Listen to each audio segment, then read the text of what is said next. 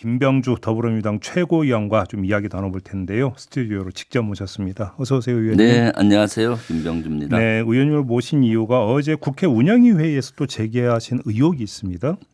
김태효 국가안보실 1차장이 23년에 네, HID 부대를 직접 방문해서 훈련 상황을 점검을 했다. 네, 그 지금 이 사실을 제기를 하셨고 이게 비상계엄과 연결돼 있는 거 아니냐는 의혹을 제기를 하셨습니다. 네, 그렇습니다. 일단 사실관계부터 언제 왜 방문했는지 좀 파악이 되셨습니까? 네, 2003년도 23년 23년도 6월 1일로 제가 제보를 받았는데 6월 1일. 네, 6월 1일 날 HID 부대에 김태효 안보실 1차장이 방문을 했고 방문해서 아주 좀 오랜 시간을 있으면서 브리핑도 받고 HID 요원들의 훈련 장면을 일일이 다 체크를 하고 그래요? 네, 했다고 합니다. 그래서 그때 또 HID 부대에서도 대단히 의외였거든요. 네. 왜냐하면 여기는 사실 정보 개선에 있는 지휘관 외에는 가는 적이 없어요.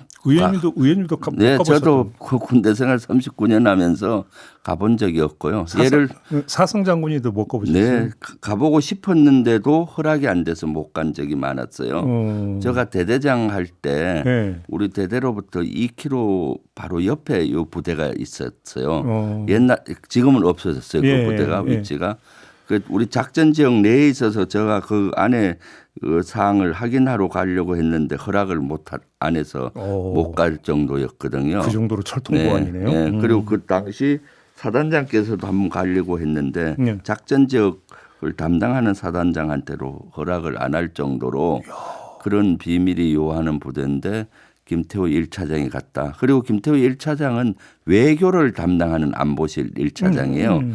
2차장이 군대 사항을 하는데 왜 갔느냐가 대단히 의심스럽잖아요. 그리고 이때 사실은 윤석열 대통령이 오려고 했는데 방문이 취소되면서 김태호 1차장이 갔다는 제보였거든요. 그래서 대통령이 왜 그런 부대를 갑니까? 예, 그래서 여기는 의혹이 많지 않습니까? 왜 가려고 한 것인지 그리고 김태호는 왜 간 것인지 갔다 왔으면 대통령한테 보고를 했을 거 아닙니까? 그 결과를. 그럼 그걸 어떻게 활용을 하려고 했던 것인지 과거에 이걸 제보를 받았을 때는 이 친구들이 HID를 이용해서 북풍을 좀 조작하려고 하는 거 아닌가?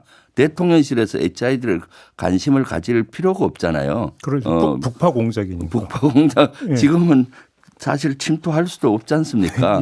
만약의 경우를 대비해서 하는 건데 그럼 이걸 가지고 북풍 공작을 해서 실제 정치적인 위기를 타결하려고 하는가 그런 의심을 그 당시는 했었고요. 비상계엄이 발령되면서부터 퍼즐이 맞춰져서 이것이 그때부터 이미 비상계엄을 생각했고 HID 요원들을 활용하려는 것이 아닌가라고 합리적인 의심을 할 수밖에 없잖아요. 자, 여기서 그러면 첫째, 그러니까 대통령이 가려고 했던 이유부터가 이해가 안 된다. 1번. 네. 2번은 대통령이 그러니까 특별한 사정이 생겨서 다른 사람을 보낸다 하더라도 그러니까 그 2차장도 있고 국방비서관도 있는데 네, 그렇죠. 왜 김태호 1차장이 가느냐, 외교 담당. 이것도 이해가 안 된다. 이런 거잖아요. 네. 그래서 이제 그 종합을 하면 이게 비상계엄과 연결지어서 봐야 되는 측면이 있느냐 이 의혹을 제기하셨는데 김태호 어제 그 대통령실에서 즉각 반박이 나오기를 비상계엄 선포와 연결짓는 것은 터무니없는 비약이다. 네. 이렇게 반박을 했습니다. 여기는 제가 좀 보충해서 좀 질문을 드리면 2023년이라면 너무 앞선 시점 아니냐. 네. 아마 이 점을 강조하는 것 같아요. 그렇죠. 이걸 어떻게 받아들이십니까? 사실 대통령은 지금 계속 나오는 것이 대통령 초기부터 이미 계엄을 생각하고 수시로 계엄에 대한 얘기를 여러 군데서 했다는 제보들이나 증언들이 나오고 있지 않습니까? 그러니까 이미 대통령이 되고 난 이후에 정치적인 해결을 많이 하려고 했는데 사실 2022년 말에 최고점을 찍고 지지도가 이때 계속 추락할 때였어요. 그러니까 아마 머릿속에는 정치적으로 해결 못하면은 자신이 갖고 있는 비상계엄의 칼을 언제든지 꺼내서 그 일거에 총칼로 정리할 수 있겠다는 생각을 했을 것 같고요. 그러면 이 시점에서도 계엄을 언급을 한 바가 있다라는 말씀이십니까? 윤석열 지금 대통령이? 뭐 여러 군데서 제보가 나오잖아요. 네. 검찰 시절에도 뭐 계엄을 얘기했다고 하고 또 후보 시절에도 전두환은 참 훌륭한 리더였다 뭐 하면서 그때 파문이 좀 있었죠. 네, 그런 것도 있고 지금 퍼즐이 이렇게 받쳐 보면은 이미 윤석열 머릿속에는 그런 계엄이나 이런 것들을 좀 생각을 오래 전부터 한 것이 아니냐라고 유추할 수가 있는 것이죠. 근데 네. 여기서 그러면 추가로 윤석열 대통령 군 미필이잖아요. 네. 안 갔다 왔잖아요. 네. 자, 그럼 HID 부대를 콕 찍었다라고 하는 것은 계엄을 그냥 머릿속에서 그리고 있었다 수준이 아니라 계엄 선포를 하면 HID 부대를 동원해야겠다라는 좀 더 상대적으로 구체화된 어떤 구상까지 있어야만 HID 부대 방문 계획을 세울 수 있는 거 아니겠습니까? 네. 그럼 거기까지 2023년 그 시점에서 진전이 됐다고 볼 수 있는 걸까요? 그 윤석열 옆에는 늘 경호처장 김용현이가 있었잖아요. 김용현이는 중앙고 한해 선배기도 하지만은 네. 3스타 예비역 장군 출신이니까 예. 그런 여러 가지 군에 대한 얘기를 했을 것 같고 예. 제가 최초 이 제보를 받았을 당시는 북풍을 비상계엄까지는 그때 상상을 못했고요. 이 제보를 받던 당시는 그 당시에 뭐 북풍을 또 조작하려고 하나 이런 생각을 했었는데 비상계엄 이후에 이게 퍼즐이 맞춰지기 시작하는 거예요. 이때부터 그런 걸 염두에 둔 것이 아닌가라고. 그러면 네. 의원님께서 이 제보를 받은 시점 훨씬 전이네요. 그러니까 네, 제보를 그렇죠. 받은 네. 시점은 네. 공개는 요번에 했지만 네, 그렇습니다. 그리고 그 사이에 또 확인 작업을 여러 번 했던 것이고요. 그래요. 왜냐하면 이것은 대통령과 관계된 것이고 또 안보실과 관계된 것인데 잘못 얘기를 할 수가 없는 거잖아요. 그래서 여러 루트로 확인을 했고 그 당시에 이걸 얘기하기는 적절하지가 않았고요. 왜냐하면 사실 비상계엄까지 가리라고 그때도 상상을 못했고 북풍을 뭐 생각하나 하는 텐데 생각 갖고 의혹을 제기할 수 있는 것이 아니잖아요. 그렇죠. 그런데 비상계엄이 나고 HID를 동원했다라는 제보를 받았을 때도 처음엔 저는 길을 의심했거든요. 비상계엄에 왜 HID를 동원하느냐. 그때 저희 프로 나와서 말씀하셨잖아요. 그래서 쭉 추적하니까 사실로 확인이 됐고 이 퍼즐이 이때 이미 그런 생각을 했겠구나 하는 걸 해서 이번에 다시 재차 확인 작업을 하고 운영위에서 사실은 이걸 확인을 하려고 했는데 김태효 1차장이 불출석하면서 제가 그냥 문제 제기만 일단 해놓은 겁니다. 그러면 좀 더 구체적으로 그럼 김태호 차장이 그때 부대에 방문해서 행적이 구체적으로 어땠는지 네. 그리고 그것에 대해서 그러면 예를 들어서 HID 부대 쪽에서는 왜 저럴까 그러니까 받아들인 감이 있을 거 아닙니까? 네, 네. 혹시 그런 얘기를 좀 들으신 바가 있습니까? 네, 그 안에 들어가서 부대의 행적을 아주 그 당시 소상히 들었었거든요. 예.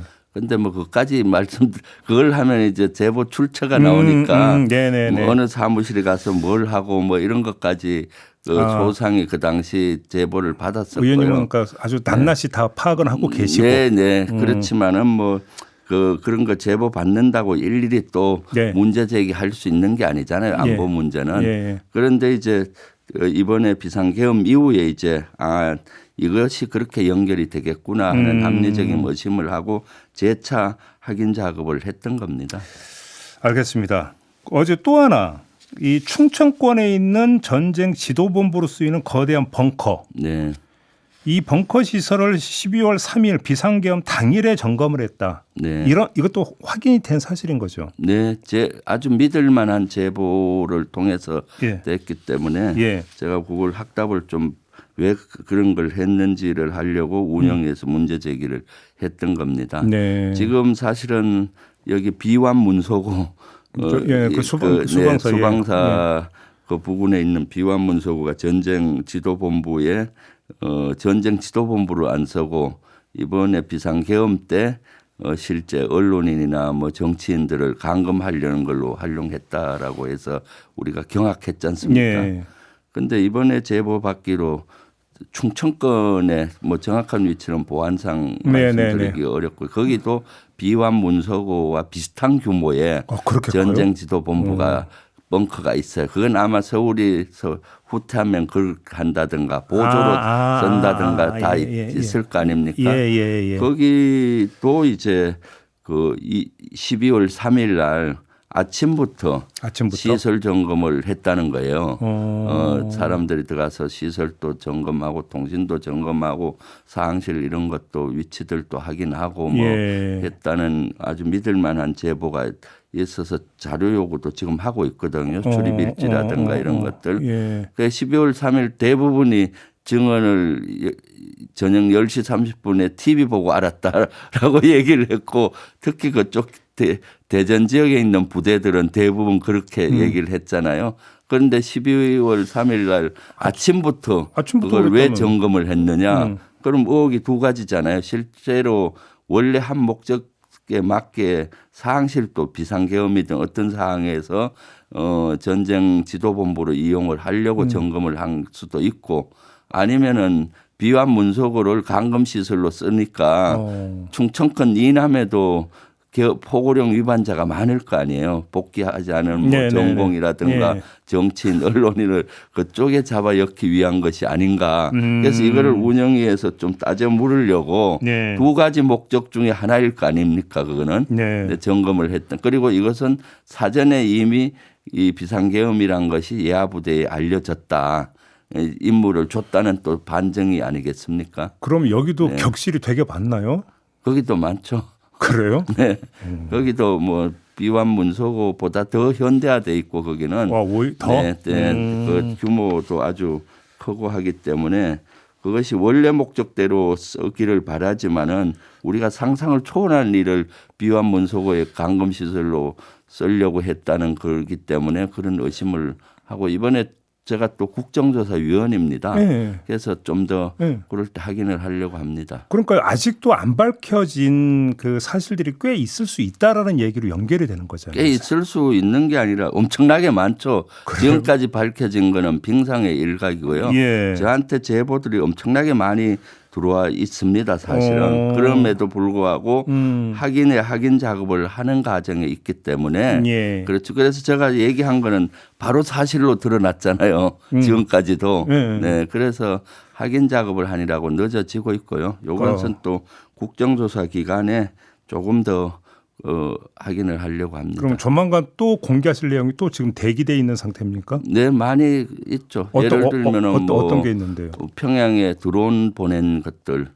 그 추가 뭐 사실이 또 포착된 게 있습니까? 아주 세부적인 사실까지 확인을 하고는 있는데 이것도 조각조각 정보잖아요. 그러니까 이걸 또 연결을 해보고 또 확인을 해야 되는 그런 작업들이 평양에 있으니까. 그 무인기 보냈다는 의혹은 이미 많이 제기가 됐잖아요. 그런데 거기서 더 나간 의혹이 있다는 말씀이신가요? 그렇죠. 예를 들면 평양에 보내려고 하던 무인기가 추락됐다라고 제가 문제 제기를 했었잖아요. 어제 그 보도 나온 거. 연천에서 이미 요거는 연천 일대에 떨어졌다라고 이미 국방위에서 문제 제기를 했었고요. 또 있습니까 이거 말고? 그걸 이제 그런 것들 또 있더라고요. 또 있어요? 근데 그거는 확인 작업을 거치는 거고 연천에 거도 제가 연천 경찰서까지 다 확인 조사를 했어요. 그랬더니 그 평양에서 그 발표했던 날 있잖아요. 평양에 뭐 무인기가 왔다 갔다. 그래서 그것이 발표가 11일 날 있었어요. 10월 11일. 10월 11일. 맞아요. 그 다음 날 12일 날 새벽 한 4시경에 그 무인기가 평양에 떨어진 무인기가 유사한 무인기가 연천에 있는 임진강변에 떨어졌다라고 주민 신고를 접수해서 연천 경찰서에서 신고를 했더라고요. 그래서 28사단에서 그 가까운 부대에서 가서 수거를 해서 드론 사령부로 그 회수를 한 것이고. 잠깐만 여기서 드론 사령부로 회수돼 간 건 확인이 된 사실입니까? 왜 여쭤보냐면 드론 사령부는 지금까지 계속 일관되게 확인해 줄 수 없다라는 답변만 계속 반복해 왔잖아요. 그것까지는 확인을 했습니다. 드론 사령부가 회수해 간 건 확인됐습니까? 그러면 날려보낸 주체도 드론 사령부라고 추정을 해야 되는 거예요? 그렇죠. 그래서 그 당시 그 지역에 있는 28사단에 있는 81여단에서 그걸 회수를 했고 그거를 보관하고 있다가 드론 사령부로 인계를 했다고 그쪽 그 부대 그 소속 여러 부군 또 경찰관 이런 쪽 예. 여러 크로스 체크를 한 바로는 드론 사령부로 인계를 했었고요. 네. 그리고 평양에서 그 발표를 한 시점이 12월 11일 날 20시 30분에 평양에서 발표를 했었거든요. 10월 11일. 예. 10월 11일 예. 저녁 20시 예. 30분 경에 예. 했는데 한 3시간 이후에 합참 의장 주관 또 화상회의를 했더라고요. 아 그래요? 네.